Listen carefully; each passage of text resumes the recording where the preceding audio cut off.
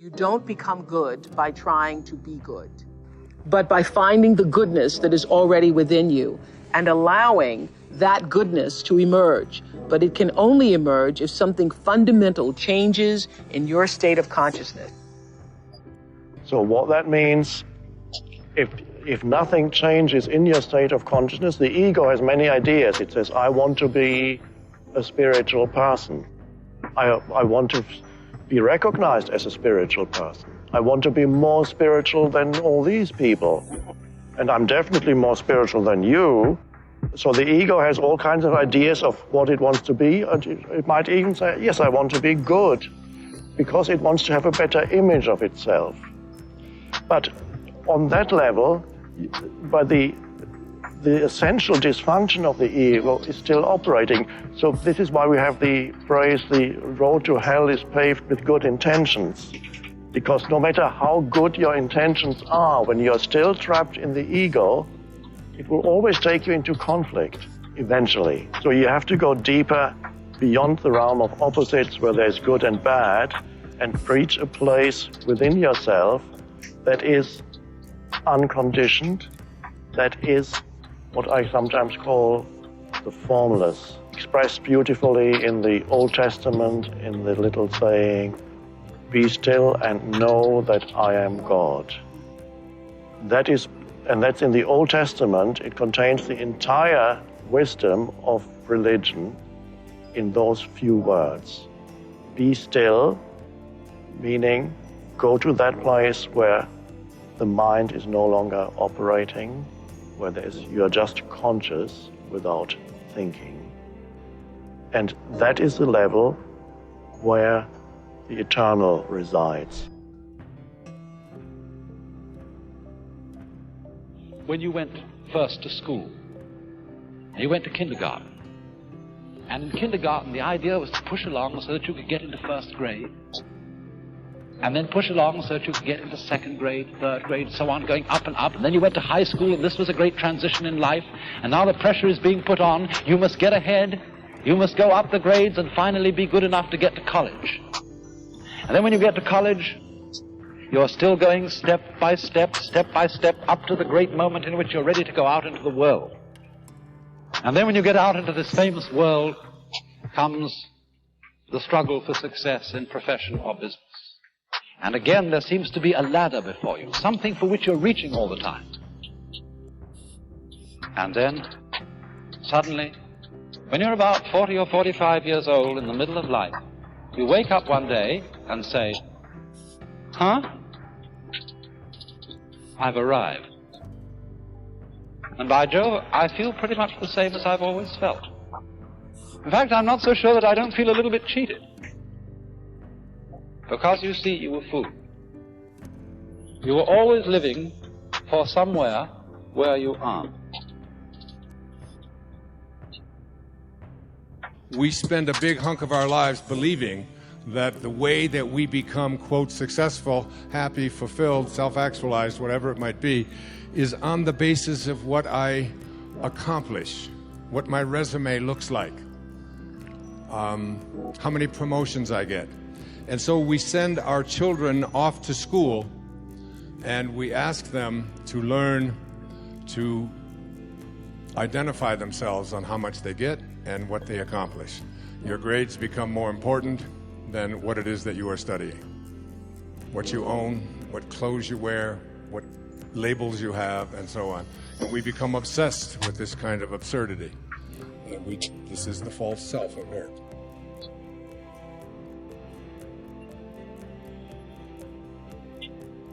You know, look back 10 years ago, 5 years ago, 15 years ago, and think of a decision you made.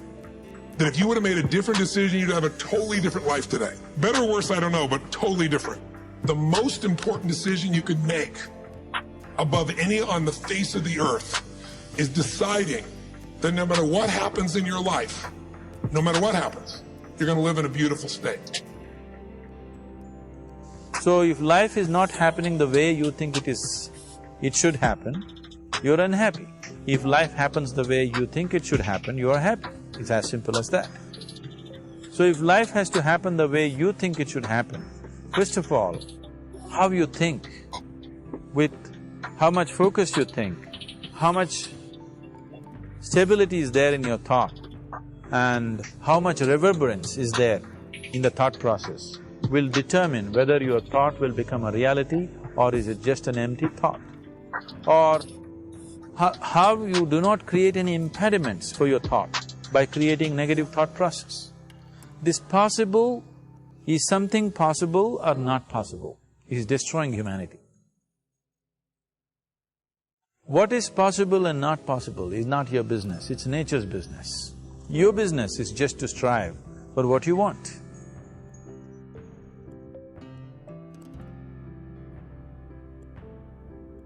The decision to say, I am not going to suffer, that if suffering arises, pain's one thing, suffering's another. Suffering is when you're like, suffering could be worry, it could be anger, it could be frustration, it's anything that takes you out of a beautiful state. And here's what people don't get. You can end suffering by stop focusing on yourself and focus on something you want to serve greater than yourself. Your children, your wife, your mission, your life. You can get out of it in an instant because the nature of the human mind is to constantly compare things. Your mind, your brain is a 2 million-year-old device, and it is not designed to make you happy. It's designed to make you survive. And that's why it's always looking for what's wrong. Life is supposed to be good, not just for some, but for all of you. And when it isn't, something has gone terribly wrong. And every single time, the thing that has gone terribly wrong is that an orientation or a perspective has been developed and practiced to the point that other evidence can't come in. In other words, when you have decided something in a very powerful way, then it must be, because law of attraction will always present to you exactly the package that you are practicing all day, every day. You've got no argument with that. And so we do not sense that your life reflects this now in this powerful way. At one time, yes.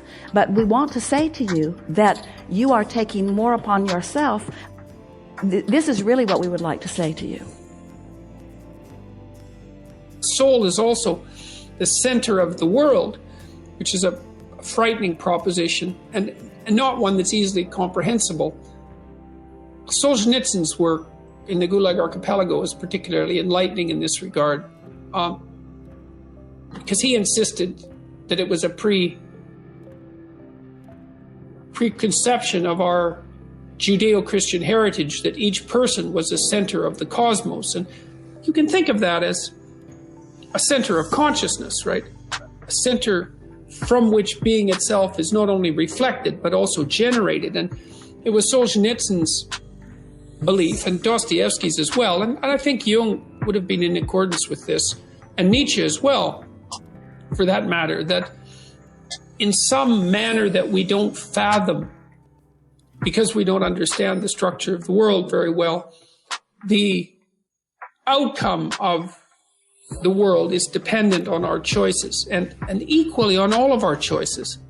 And I don't understand. I know that to be true, or feel that to be true. It's part of the doctrine that each person is of intrinsic and equal worth.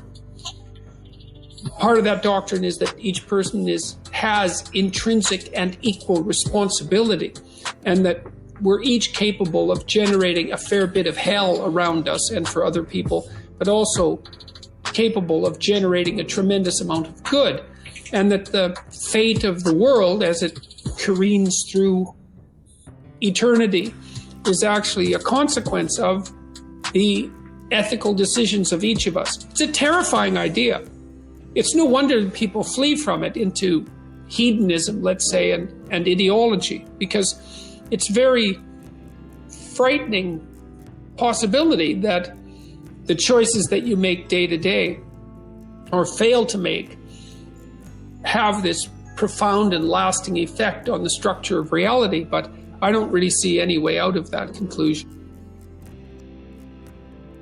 Come up with 10 laws you are going to spend, or you're going to live the remainder of your life under.